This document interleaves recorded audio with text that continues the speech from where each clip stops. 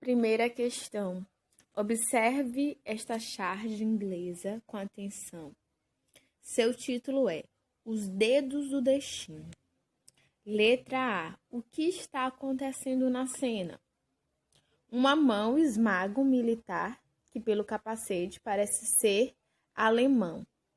Note que em cada dedo está escrito o nome de um país rival da Alemanha na época. Letra B. Quem será o indivíduo esmagado? O indivíduo que está sendo esmagado é o imperador Guilherme II da Alemanha. Letra C. Pode-se dizer que a charge é tendenciosa? Sim, ela é muito tendenciosa, né? Porque ela mostra um ponto de vista inglês das tensões, ela mostra o ponto de vista inglês das tensões que antecederam a Primeira Guerra. Então, ela é extremamente tendenciosa. Segunda questão. Ao final do século XIX, a expansão imperialista na África e na Ásia atingia seu apogeu. Disputas e alianças entre os países europeus geraram uma tensão permanente, acentuada pela chamada Paz Armada.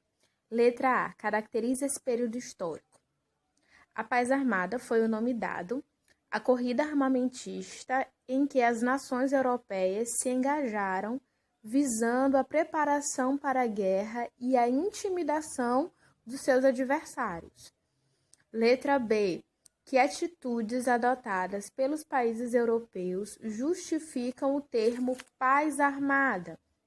Os países europeus adotaram o serviço militar obrigatório, passaram a fabricar armamentos e munições em grande quantidade e estabeleceram alianças cujo objetivo era a defesa mútua. Então, eles passaram um período se preparando, né? Um dito período de paz, se preparando para um futuro confronto. Letra C. Em sua opinião, nós vivemos hoje em uma paz armada? Justifique. Essa é uma resposta pessoal e eu quero muito ler os apontamentos de vocês sobre isso. Terceira questão. Leia o texto a seguir com atenção.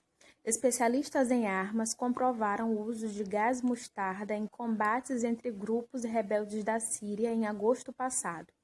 Afirmaram nesta quinta-feira, 5/11/2015, fontes da Organização para a Proibição de Armas Químicas. O gás foi usado em Maré, cidade na província de Alepo Norte, em 21 de agosto. Acrescentaram as fontes indicando que esta é a primeira confirmação do uso de gás mostarda no país. Abre aspas. Confirmamos os fatos, mas não podemos determinar os responsáveis, fecha aspas, acrescentou a fonte. Militantes sírios e várias ONGs anunciaram no fim de agosto que um ataque com armas químicas tinha vitimizado dezenas de pessoas nessa cidade. O Protocolo de Genebra, assinado em 1925, proibiu seu uso e a ONU, através da Convenção sobre Armas Químicas, reafirmou a proibição em 1993. A análise do texto nos permite perceber a permanência do uso de gases tóxicos em guerras, apesar da proibição por órgãos internacionais. Então, a resposta correta é a letra B. Quarta questão. Em 1947, a Organização das Nações Unidas, ONU, aprovou um plano de partilha da Palestina que previa a criação de 2 estados, um judeu e o outro palestino. A recusa árabe em aceitar a decisão conduziu ao primeiro conflito entre Israel e países árabes. A Segunda Guerra de Suez, em 1956, decorreu da decisão egípcia de nacionalizar o canal, ato que atingia interesses anglo-franceses e israelenses. Vitorioso, Israel passou a controlar a península do Sinai. O terceiro conflito árabe-israelense aconteceu em 1977 e ficou conhecido como Guerra dos 6 Dias, tal a rapidez da vitória de Israel.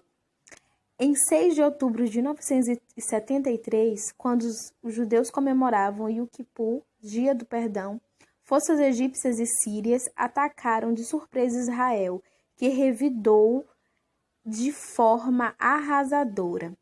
A intervenção americano-soviética impôs o cessar-fogo, concluído em 22 de outubro. A partir do texto acima, assinale a opção incorreta. Qual que é errada? A opção incorreta é a letra C. A Guerra do Yom Kippur ocorreu no momento em que, a partir da decisão da ONU, foi oficializada a instalação do Estado de Israel. Na verdade, a guerra que aconteceu por conta da instalação do Estado de Israel aconteceu em 1947. Quinta questão, sobre os intermináveis conflitos entre palestinos e judeus, responda. Quais são os seus principais motivos? Os principais motivos desses intermináveis confrontos são a disputa das terras cultiváveis e dos recursos hídricos em uma região onde a posse da terra ela é fundamental porque é uma região muito árida. Também pelo controle das áreas petrolíferas e os interesses das lucrativas indústrias do Oriente, que lucram com essa guerra também. As divergências entre islâmicos e judeus, aguçadas por seguidores radicais das duas religiões. Letra B. Quais são os principais obstáculos à paz entre esses povos? Entre esses povos à paz, os principais obstáculos, a gente pode citar fundamentalmente o fundamentalismo de grupos islâmicos que promovem atentados terroristas contra civis israelenses e se recusam a aceitar o Estado de Israel. O radicalismo, radicalismo de lideranças judias que não admitem a existência de um Estado palestino. A construção de novos assentamentos judeus na parte oriental de Jerusalém, reivindicada pelos palestinos como sua capital, e a existência de um muro construído pelo governo de Israel para a proteção dos colonos israelenses na Cisjordânia. Então, tudo isso tem dificultado um caminho para a paz, Então, os dois lados são bem difíceis. Letra C. Que sugestões você daria para uma paz duradoura entre palestinos e judeus? E aí, essa é uma resposta também bem pessoal. Sexta questão. Leia o texto e observe a imagem. Fonte 1. A guerra mudou a situação das mulheres, principalmente na Europa. Com os homens na frente de batalha, elas assumiram seus lugares nas fábricas e terminaram exigindo direitos e salários iguais. Na Grã-Bretanha, as mulheres que trabalhavam em fábricas de munição eram conhecidas como canários por conta do tom amarelado que sua pele adquiria em contato com os explosivos. As mulheres chegaram a participar diretamente da guerra. Na Rússia, o czar criou um batalhão feminino comandado por Maria Bokvandra, que obteve sucesso contra os austríacos. A fonte 2 é uma imagem. Mulheres britânicas trabalhando na fábrica de bombas durante a Primeira Guerra Mundial. Letra A. O que se pode concluir sobre a participação das mulheres na Primeira Guerra com base na fonte 1?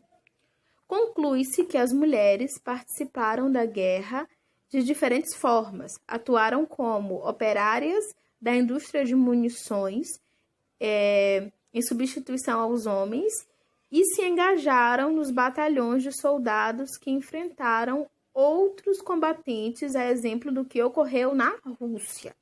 Letra B, a fonte 2 confirma ou nega a fonte 1? A fonte 2 ela confirma, pois na fonte 2 vemos mulheres ocupando o lugar dos homens em fabricação de armas durante a Primeira Guerra Mundial. Letra C, segundo as fontes analisadas, pode-se dizer que houve mudança no papel da mulher a partir da Primeira Guerra. Justifique. Sim, As mulheres ampliaram e muito a sua participação no mundo do trabalho, ocupando funções antes desempenhadas por homens e passaram a reivindicar seus direitos, inclusive o de votar e de serem votadas. Leitura e escrita em história, vozes do passado. Leia a seguir alguns artigos do Tratado de Versalhes de 1919. Artigo 45. A Alemanha cede à França a propriedade absoluta com direito total da exploração das minas de carvão situadas na bacia do rio Sare. Artigo 119. A Alemanha renuncia em favor das potências aliadas a todos os direitos sobre as colônias ultramarinas.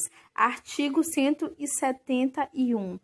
Estão proibidas na Alemanha a fabricação e a importação de carros blindados, tanques ou qualquer outro instrumento que sirva a objetivos de guerra. Artigo 232. A Alemanha se compromete a reparar todos os danos causados à população civil das potências aliadas e seus bens. Letra A. Compare o artigo 45 ao 119 do Tratado de Versalhes. Ambos penalizam a Alemanha. No artigo 45, ela cede à França o direito de exploração das minas de carvão e no artigo 119 ela perde para as potências aliadas todas as suas colônias. Letra B. Em que artigo se percebe uma preocupação dos vencedores da Primeira Guerra Mundial com uma possível retaliação alemã? Justifique. Esta preocupação encontra-se no artigo 171, que proíbe a Alemanha de fabricar ou importar carros blindados, tanques ou instrumentos que poderiam servir a objetivos de guerra.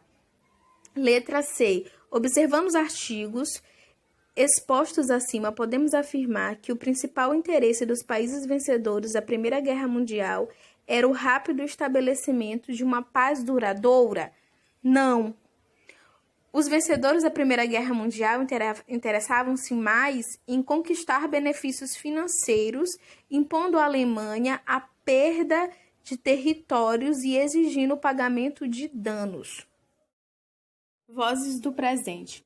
Sobre a participação do Brasil na Primeira Guerra Mundial, um historiador escreveu: aviadores brasileiros combateram ao lado dos pilotos britânicos e franceses. Oficiais do exército serviram na frente ocidental em unidades do exército francês.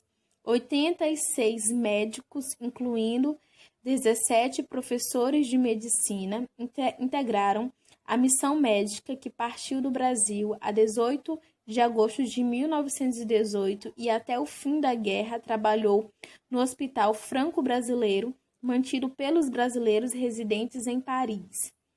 O Brasil participou da Conferência de Paz, foi signatário do Tratado de Versalhes, membro da Liga das Nações e pretendeu ocupar uma vaga em seu Conselho de Segurança, pretensão que lhe foi negada. Antes mesmo de terminar, a Grande Guerra influenciou o Brasil no campo militar. O poeta, escritor e jornalista Olavo Bilac despertou o sentimento cívico e patriótico nacional, liderando a campanha que resultou na instituição do serviço militar obrigatório. Letra A. O que se pode dizer sobre a participação do Brasil na Primeira Guerra Mundial? Pode-se dizer que, apesar de modesta, a participação do Brasil foi variada. Guerra submarina, vigilância dos mares, envio de aviadores, médicos e oficiais do Exército para auxiliar as forças anglo-francesas. Letra B. Conforme o texto, o Brasil tentou em vão ocupar uma vaga no Conselho de Segurança da Liga das Nações. E hoje o Brasil ocupa uma vaga no Conselho de Segurança da ONU? Não. Embora isso continue sendo uma vontade do Estado brasileiro, mas ele não ocupa.